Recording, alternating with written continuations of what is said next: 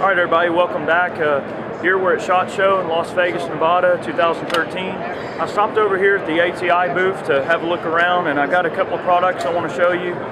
If you guys are familiar with the 522s that everyone should own, or one of those videos we did where we were talking about, just 5 great quality 22s that you should have, we did showcase the Schmeiser STG-44. This is a great product. It's very close to the original in terms of the way it's made, all of the hardware, very, very close to the original.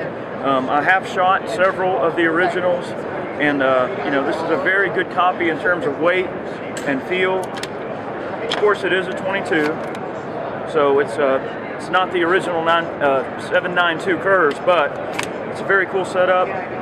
Very good quality sights. That's one thing about this gun I really like, is the quality of the sights. Very fine sighting arrangement, a very thin front sight post, which is something that I really like on a 22, is a thin front sight post, because it really gives you a precise point of aim.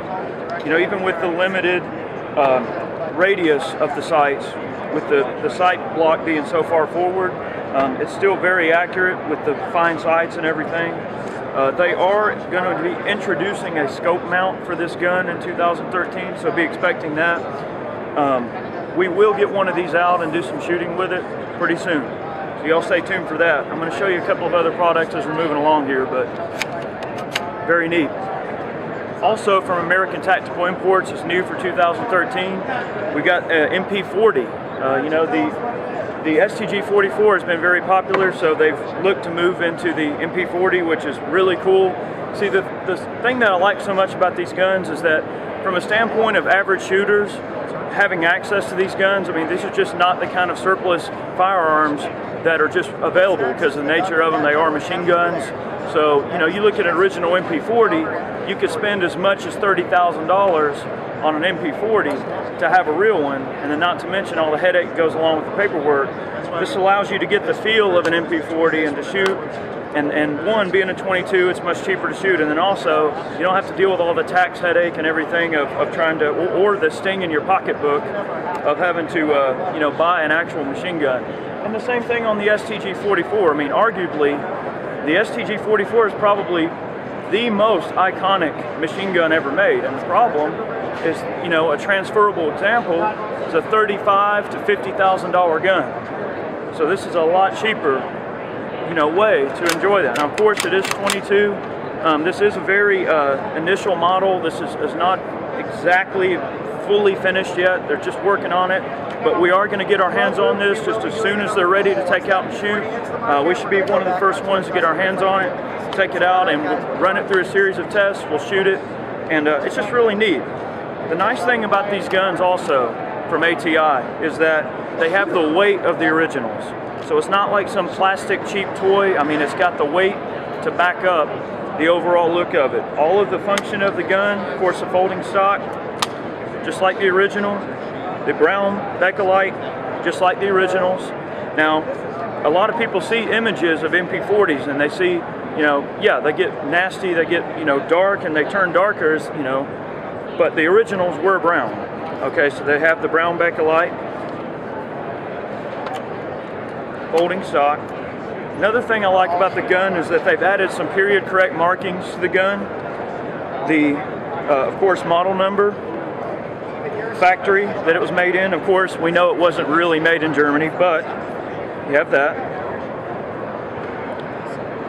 So you have your actual, Waffen stamps. So they went through, effort, just like with the MP44, to really just show the cool history of the gun, Now, one thing on this gun, of course, it does have a barrel shroud. The original MP40 had a very short barrel, so in order to meet import restrictions and, of course, to meet federal law with barrel lengths, they did have to have a barrel that's longer, and then they have a shroud on it, of course. But I imagine down the road, what you would be able to do, if you wanted, you could SBR this. You could definitely cut the barrel back, recrown, and have you, a correct gun in terms of the overall length. But of course, that would require a $200 tax stamp and a, registering the gun to do that. But you could. But we will be getting this gun out, doing some shooting with it. It's going to be a really cool setup. All right, I was over here at the ATI booth also. I want to show you guys this laser for a Glock. All right, it's magnetic. It's the cat laser. Drops on top. It is held in place by a magnet, and you have the serrations of the gun interface with serrations in the polymer injection molding block. All right, and that just drops in place, nice and solid. Of course, it is a laser that drops on top. Has backup iron sights, of course, and you have switch for a laser. So very cool there. It is a little bit on the bulky side, but I do like the fact it's a very tough arrangement in terms of the way it's set up.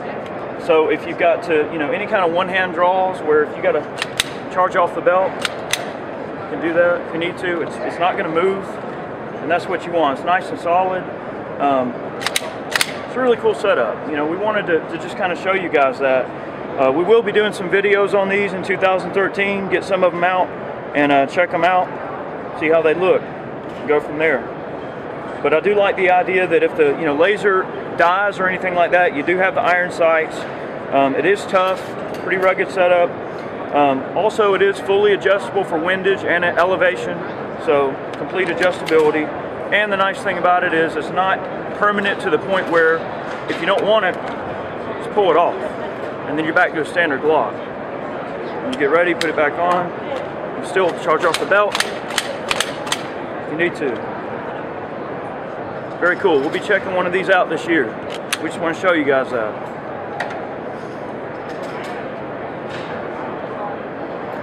Alright, so a little bit more from American Tactical Imports. We actually have a really cool product we want to tell you about.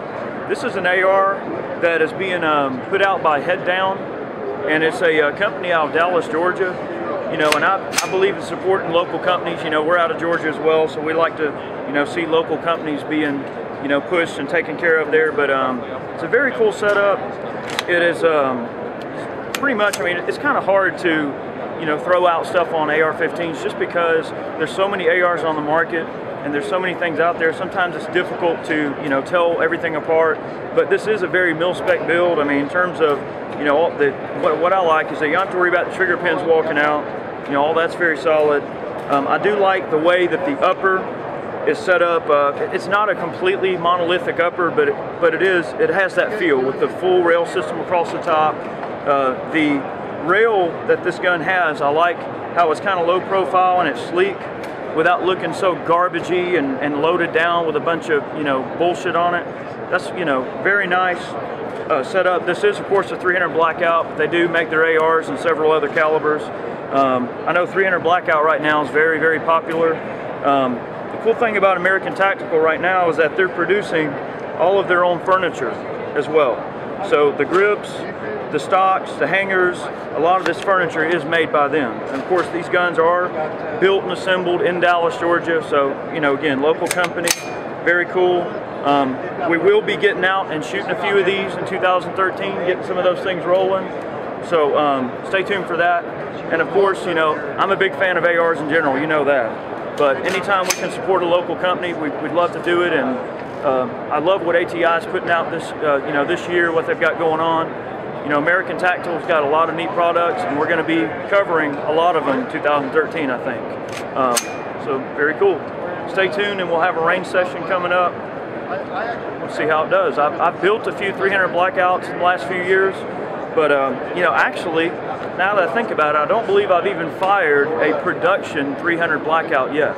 So it'll be kind of cool. All the 300 blackouts I've got running now are all built, ones I built. So we're going to get a few production models out, see how they do.